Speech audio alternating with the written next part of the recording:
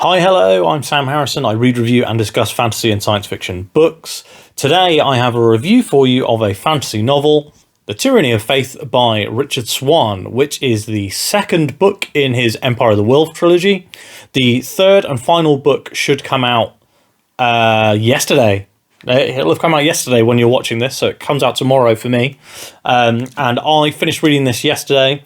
I actually listened to almost all of this via audiobook. I want to say 95%. I don't know why. I often struggle with audiobooks, but the audiobook narrator, who I actually don't know the name of, but she is genuinely fantastic. She reminds me a bit of the Skyward series narrator. But anyway, she's so fantastic, and if you can get a hold of these audiobooks from Audible, I'd really recommend it. However, we're not just here to talk about audiobooks, we're here to talk about this book. So, The Tyranny of Faith is the second book in the Empire of the Wolf, as I said previously. This review will contain no spoilers for The Tyranny of Faith, but will contain some spoilers for The Justice of Kings, which is book one. So if you have not read The Justice of Kings, please do stop watching this video, go read The Justice of Kings, because it's fantastic. It was my number 2 book of 2023. Come back to this video. Well, actually, watch the Justice of Kings review first, very important, and then come back and watch the Tyranny of Faith review to see whether you should carry on to book 2. But I will tell you now, you really should. So, I gave this book 5 out of 5. I think it is... is it better than the first one? I would say equal in quality with the first book. So, let's talk about that first book very quickly, and then we'll move on to the setup for the second book. Then we'll talk characters, world, plot and story. So, The Tyranny of Faith, sequel to The Justice of Kings. The setup for The Justice of Kings is essentially that you are following the writings, like the memoirs, of the clerk for a justice. Now, the clerk's name is Helena Sedanka, and she has been clerk to Conrad von Volt, who is a ex-soldier, but now an imperial justice. And essentially what this means is he's basically Fantasy Judge Dredd with magical powers. So he can go from town to town. He goes from town to town with his entourage of his aide or manservant, Duban Bressinger, and his clerk, Helena Sedanka. And they basically go to towns, find crimes that have been committed, and they try and then judge the perpetrator of these crimes. So the whole of the story of book one starts off as being looking for the murderer of a noblewoman, and through investigating this murder, von Volt and Helena eventually uncover this huge conspiracy to rebel against the emperor. Now, in his pursuit of justice, von Volt has several magical abilities that he's being taught. So he can use something called the Emperor's Voice, which is this kind of magical commanding voice, almost like there's a voice in Dune. There's like a voice thing that they do in Dune. Similar to that, he basically can use this voice to force people to do things like drop their swords, or you force them to tell him the truth. People can be kind of prepared and I don't know, they can prepare themselves for the voice, so it takes longer for him to get through to them, and the voice does take energy from von Volt, so it's not something that he just uses willy-nilly. But it's really effective whenever it's used. The audiobook narrator is great at it as well. Von Volt is also able to raise the dead, or speak to the dead more accurately. So he's able to kind of put himself in the purgatory halfway between the world and the afterlife and speak to the recently deceased. There are some times when he cannot do that. Say, for example, their brain has been destroyed or they've been dead for too long. So when he turns up to investigate this murder, he finds out that Noble Lady has been dead for too long and he's unable to investigate it. So those are the two kind of main characters, Helena and Von Volt. And then you also have Bressinger, who is, as I said, Von Volt's is his taskman. That's the job title that he's given. And he's basically like, a second sword arm. He does all the jobs for him. He does a lot of like footwork investigation and interrogation stuff. So Bressinger is kind of like his right-hand man. And they actually came up together through the army. Which is how they knew each other. They fought in something called the Reichskrieg, which was apparently a very bloody and awful war. So the book opens up with, after them discovering this huge conspiracy and kind of fighting it off a little bit, they then have to go to the capital to get the emperor to try and do something about this, essentially raise an army and send it after Bartholomew Claver, who is kind of an evil priest who believes that the magics that the justices wield should also be open to the priesthood, which is where they kind of originally came from. So he's raised this army to kind of try and take back take over the country, and he's also been like bribing and blackmailing and cajoling the head of the justices to give him access to these magics, and he has access to many of the very kind of eldritch and horrifying magics that even the justices won't use. So really fantastic setup for this book, and like I said, book one was my favourite book of last year. The story in this one is a lot more political. It kind of goes from like this kind of fantasy crime mystery thriller sort of thing in the first book to being kind of, I would say, a political thriller / horror. So there's a lot of like really horrifying imagery in this book, which is absolutely fantastic. Like some of the best I've ever read. Like some of the kind of creatures and descriptions of people and places in the afterlife are just fantastic. We also see kind of these eldritch horrors and magics being used in practice and how awful that is. And then it's just, really, really fantastic setup. I love the world. I love the magic system as it is. It is a soft magic system.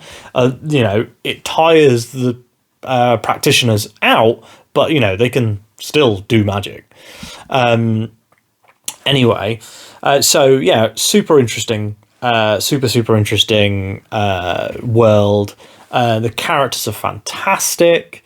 They are the same characters from the first book, and the first book was incredibly well written. But we get a lot more of Helena's kind of internal turmoil in this one, as she's kind of forced to face these horrors that she's kind of not ready for, and that Von Volt should really be protecting her from, but is unable to. Helena is kind of thrust into things a bit more in this one. We also get to meet the Emperor and interact with the Imperial family, which is really cool. Getting to spend some time in the capital of the Empire and kind of seeing how a city looks in this world rather than a town, I really enjoyed. Von Volt has some fantastic character development in this book, where you kind of get some windows into who he is and the kind of events that have shaped him from the past. And I really enjoyed that. And also, Bressinger has lost an arm in the first book. So there's a lot of him kind of having come to terms with that in this book. And on top of that, Sir Radomir, the sheriff from book one, also joins the gang in book two. and he's fantastic. He has the best lines in both books, in terms of like the most fun lines. There's a fantastic bit in book one where this guy, they're attacking the town, and Sir Radamir is on the walls, and the guy attacking the town's like, blah blah blah, who do I have the pleasure of speaking with? And Sir Radamir just shouts "fuck off," which is hilarious. And I laughed at it a lot at the time. I think Richard Swan really flexes his writing muscles in this one when he's talking about the kind of eldritch horror elements. It's hard to talk about all the incredible things in this book without going into any sort of spoilers. What I think I'm going to do is try and catch somebody who's read the trilogy fairly recently once the final book is out, and see if I can do a full spoiler discussion on that. As you know, I love those full spoiler discussions. But for now, we'll talk, Helena is, as I said, absolutely fantastic. There are very few books that in fact, this is a lie. There's a lot of books that are written from the kind of future perspective of one of the characters.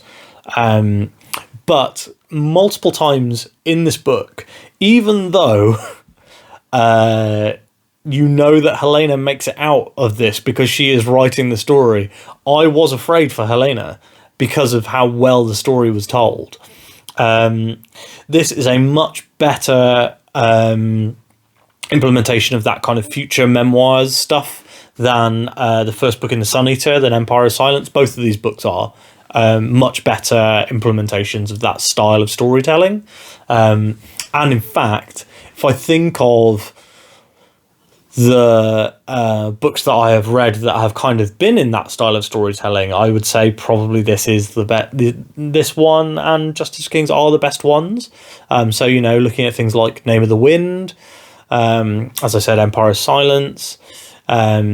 So if you like that sort of storytelling with like lots of foreshadowing, I love and there's also the horror elements are just genuinely fantastic. And like, I'm not a big horror guy.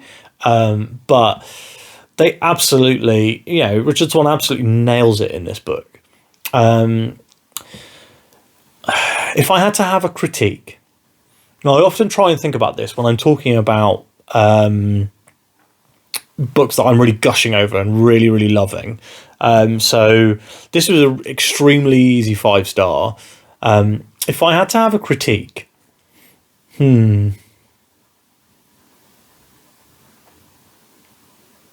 I don't think there is one. So there's one character that I feel like is extremely obvious that they are not on the side of the Angels or not on Von Volt's team. And it's incredibly obvious basically at every turn.